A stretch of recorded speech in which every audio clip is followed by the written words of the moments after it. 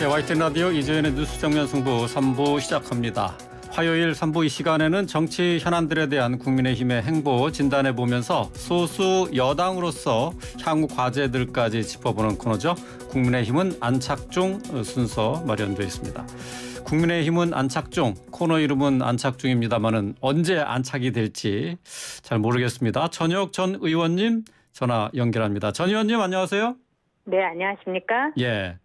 자, 국민의힘이 오늘 의원총회를 열어서 지금 이 상황을 네. 어떻게 타개해 나갈 것인지 논의를 했는데 결국 네. 비대위 전환 요건과 관련한 당원 개정을 추인했습니다. 네. 어떻게 전 의원님은 뭐 이 같은 결과 예상하셨나요? 네, 당연히 예상했죠. 예. 그리고 지금으로서는 국민의힘이 정당으로서 할 수 있는 최선을 저는 다하고 있다고 생각을 합니다. 그리고 평소에 저는 이제 국민의힘이 네. 정치적인 사안에 대해서 좀 더 적극적으로 강력하게 대응하지 못하는 거를 매우 불만스럽게 생각했던 사람입니다. 네. 그렇지만은 이번에 그 가처분 인용에 대한 국민의힘은 잘못한 것이 없습니다.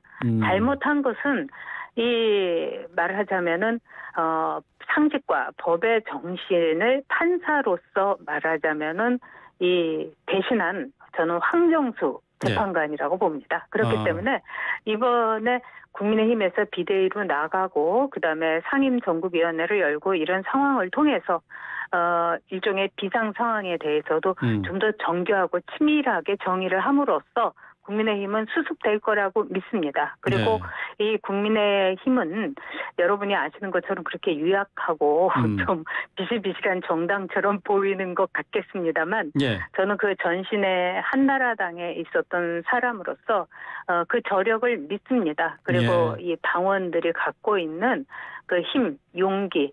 어쨌든 5년 만에 정권 교체를 한 거 아니겠습니까? 이건 굉장히 힘든 일이었습니다. 예. 그러니까 국민의힘이 지금 비상 상황에 처해 있는데 어쨌든 이 상황을 뚫고 나갈 것이다. 이렇게 자신감을 내비치셨는데 지금 황정수 재판관의 가처분 신청 결정에 대해서는 받아들일 수 없다. 그런 말씀이시네요. 당연히 그렇죠. 이거는 너무나 정치적인 판결이고 저는 솔직히 말해서 법원이 아니라 정치색이 매우 유별난 뚜렷한 황정수 판사 개인의 결정이라고 봅니다. 사실 사법부는 입법부, 즉 국민을 대리하는 정치 기관인 국회, 특히 정당에 대해서는 개입을 하지 않는 것이 이제까지 전례였습니다. 우리가 법은 죽은 것이다 이렇게도 얘기하죠. 그것은 왜 그러냐면 이제까지의 판례, 이제까지의 그 사례, 이 판결의 사례를 통해서 모든 것을 결정하기 때문입니다. 그런데 황정수 판사는 아주 이 사법사상 초유의 판결을 한 거죠. 이제까지 이런 판결은 없었습니다. 그래서 정치적인 개입을 매우 적극적으로 한 판결로 이미 이름을 놨지만은 그럼에도 불구하고 이번 판결은 법원이라는 전체 사법부의 매우 어두운 그림자를 길게 오랫동안 드리울 거라고 저는 생각합니다. 사실 정의의 여신 딕케가 왜 두 눈을 천으로 감싸고 저울을 들고 있을까요? 즉 법원은 특정한 진영이나 한쪽 편에 서서는 안 되기 때문입니다. 근데 황 판사는 노골적으로 정말 내놓고 자신의 정치적인 성향에 따라서 이 판사로서의 기본 의미를 저는 저버렸다 이렇게 보고요. 이번 판결로 많은 국민들은 법원의 판결이 굉장히 정치적일 수 있구나 이런 생각을 갖게 했다고 저는 봅니다. 그래서 결국은 정치화된 사법부의 이 그늘 어두운 대가는 결국 판사들이 때로는 그 공정하게 판결을 했던 많은 판사분들도 혹독하고 처절하게 치러야 되지 않을까. 정말 안타까운 일이라고 생각합니다. 지금 가처분 신청의 결정 내용이 핵심적인 것이라고 하면은 지금 국민의힘이 비대위를 꾸리기 위해 비상 상황을 일부러 만들었다 하는 부분이거든요. 이제 여기에 대해서 비상 상황 요건을 이번에 당원 개정을 하는 것으로 이렇게 국민의힘이 움직이고 있어요. 그렇다면은 지금 이런 지금 비대위를 다시 또 꾸리기 위한 이 당원 개정 이 방향이 맞다고 그러면 보시는 건가요? 아니 황정수 판사가 그렇게 황당한 판결을 했으니까 여기에 대해서 대응을 정치적으로 해야 되지 않겠습니까? 그렇기 때문에 이건 당연한 거죠. 이 국민의힘의 주호영 비대위원장부터 국민의힘 안에는 판사 출신의 의원들이 굉장히 많습니다. 근데 이분들이 가처분 기각을 확신했던 것은 저 역시 이 입법을 하는 나홀로 헌법기관으로서 8년의 경험을 통해서 이번에 가처분 기간을 확신했습니다. 그러니까 상식과 법의 정신을 이 판사로서의 경험에 따라서 판단을 한 거죠. 근데 이제 황정수 판사가 뒤통수를 친 겁니다. 판사들도 뒤통수 많이 칩니다. 그런 예. 점에서 국민의힘이 정상적인 사고를 했고 황정수 판사는 사고를 친 겁니다. 그리고 네. 판사는 절대자가 아니에요. 신도 아닙니다. 판사의 판결이 고대의 신탁 이렇지 절대 아니지 않습니까? 그래서 지금 지극히 정치 편향적인 사법부의 그 민낯을 적나라하게 드러낸 점에서는 매우 의미심장하다고 봅니다. 예. 자, 지금 이제 당 내에서는 그 개정안을 통해서 비대위를 새로 꾸리겠다는 것인데 서병수 전국위 의장이 지금 네. 2번 잘못을 저질러서는 안 된다라고 하면서 회의 소집에 응하지 않겠다고 했어요. 이거 그러면은 당원 개정 이거 순조롭지 않을 것 같은데요. 응할 수밖에 없습니다.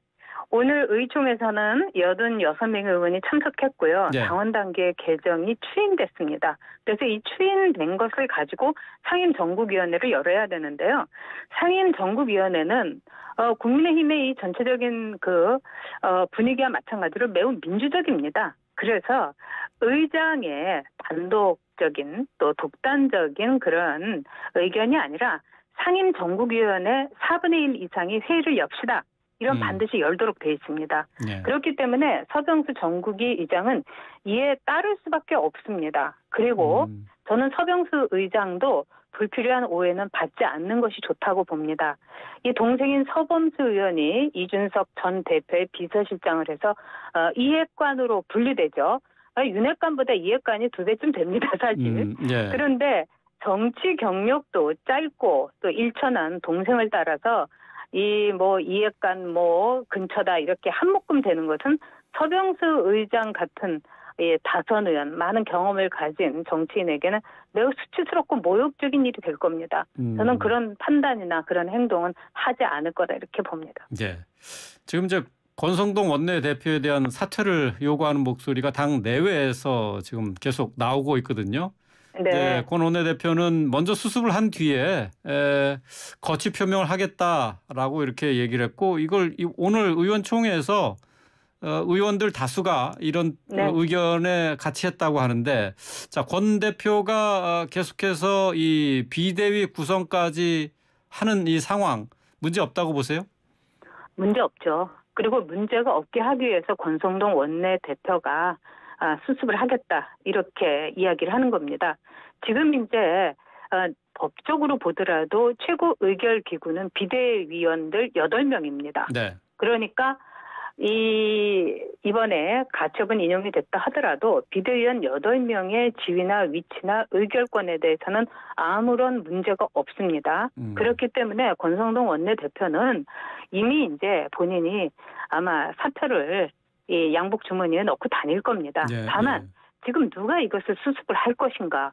그런 점에서 8명의 비대위원과 권성동 원내대표가 할 수밖에 없는 겁니다.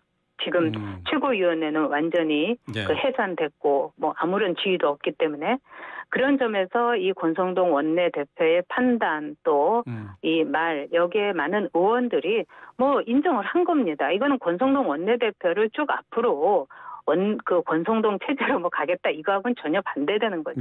그리고 권성동 원내대표는 책임을 져야 됩니다. 책임을 져야 된다. 상징적으로라도요. 권성동 원내대표는 상황을 굉장히 안이하게 봤고 부주의하게 대처했죠. 그 휴대폰 노출이 단순히 재수없어서일까요? 저는 그렇게 생각하지는 않습니다. 즉 권성동 원내대표는 지금의 이 가혹하고 냉혹한 정치 현실과 상황을 제대로 파악하지 못했고 무엇보다도 노력하지 않았다는 거. 그러니까 윤석열 대통령 혼자서 고군분투하고 있는 이 상황 속에서 권성동 원내대표는 정말 노력하지 않았다. 이런 점을 저는 참 유감스럽게 생각합니다. 네, 권성동 원내대표가 비대위 구성이 맞춰지면은 물러나야 된다라고 생각하고 있고 아마 그거는 사실 정해진 겁니다. 네, 정해진 네, 방향이다. 그렇게 보시면 돼요. 예. 네.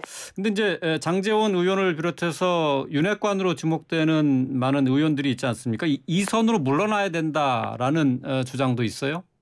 제가 보기에는 뭐 윤핵관이고 이핵관이고 다 물러나야 된다고 보는데 윤핵관뿐만 아니라 윤핵관이 이핵관도. 도대체 몇 명입니까? 단 3명밖에 없잖아요. 그 눈물 네. 질질 짜면서 그 이준석 전 대표가 회견을 할 때 뭐라고 했습니까? 윤핵관 3명 얘기했잖아요. 권성동, 장제원, 이철규. 네. 그러고 나서 윤핵관 호소인으로 뭐 김정재, 박수영 이렇게 얘기했어요. 그러니까 윤핵관은 이준석 전 대표의 말 그대로 보면 3명밖에 없는 거예요.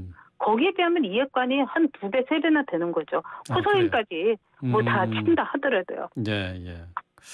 자, 어쨌든 뭐 이번 법원의 가처분 결정 때문에 국민의힘의 내용이 더 복잡해졌는데요. 앞으로 이준석 대표의 정치적 행보 관심이 많습니다. 앞으로 어떻게 이준석 대표가 정치적으로 움직일 것인지 어떻게 예상하세요?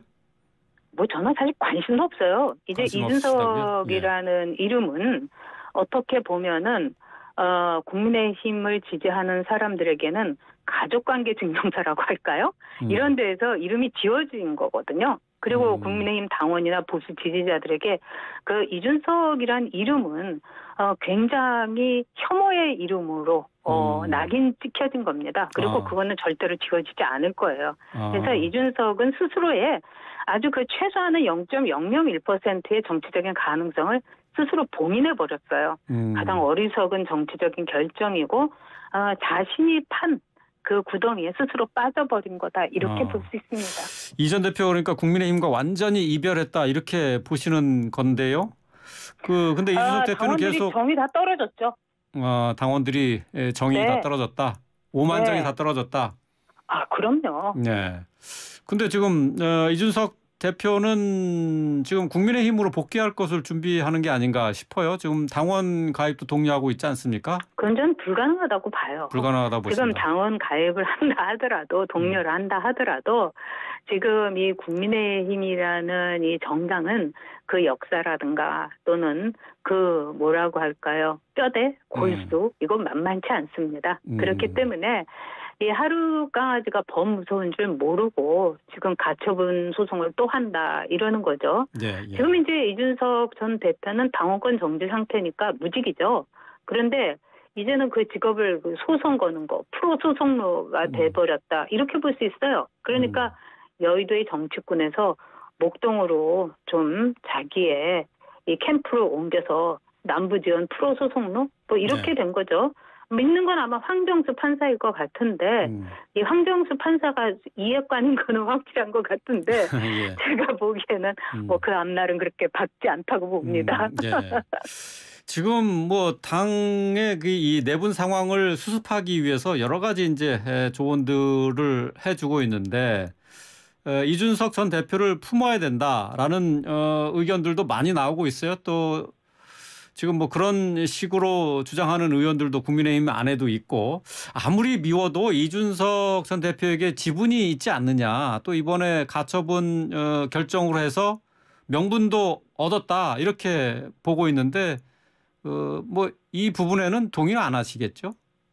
아니 그게 말이 됩니까? 말이 안 되는 건가요? 되냐고요. 자기가 태어난 자기를 키워준 집안에 대해서 말하자면은 정말 흉기를 휘두른 거나 마찬가지 아니겠습니까? 그리고 저는 이준석이라는 이 청년 호소 정치인 내지는 정치꾼이 이 국민의힘에 들어와서 정말 독버섯 노릇을 했다. 그러니까 하다못해 그 모 신문에서 비상을 품듯이 독을 품듯이 뭐 이준석을 품어라 오죽하면 그렇게 얘기했겠어요. 그런데 저는 이준석 전 대표만 아니었으면 오히려 0.7%가 아니라 7%로 이길 수도 있었다 이렇게 봅니다. 그리고 지금 이준석이라는 정치인이 지금 이제 여의도에서 그동안 했던 거 또 여의도에서 했던 말, 행동, 성상납, 수수부터 은폐 거기다가 자기의 이 개인 비서도 아닌 당의 정무실장을 그 새벽에 내려보내서 7억 각서를 쓴 거 이런 것들에 대해서는 이제까지 보통의 정말 최소한의 양심이 있는 정치인이라면은 그날로 뭐 삼보일배를 한다든지 석고대죄를 하면서 사라져야 되는 거죠. 그러니까 최소한의 양심도 없는 겁니다. 예. 어쨌든 근데 현실은 지금 뭐 그렇게 이준석 전 대표가 쉽게 물러날 수 있는 상황은 아닌 것 같아요. 이준석 전 대표 지금 다시 가처분 소송을 제기하지 않았나요? 뭐 죽기 살기니까는 예. 뭐 어차피 벼랑 끝에 서 있으니까 그럼 거기서 버텨야지 어떻게 하겠습니까? 참 가엽다고는 생각합니다. 네, 이준석 대표도 어쨌든 피할 수 없는 선택을 지금 하고 있는 건데 이준석 대표가 지금 비대위에 대해서 무효다라는 가처분 소송을 다시 제기를 했어요. 근데 그런 상황에서 국민의힘은 비대위를 다시 구성하려고 하고 있습니다. 가처분 그러니까요. 소송, 예, 가처분 아까하고 똑같은 말씀 아니에요?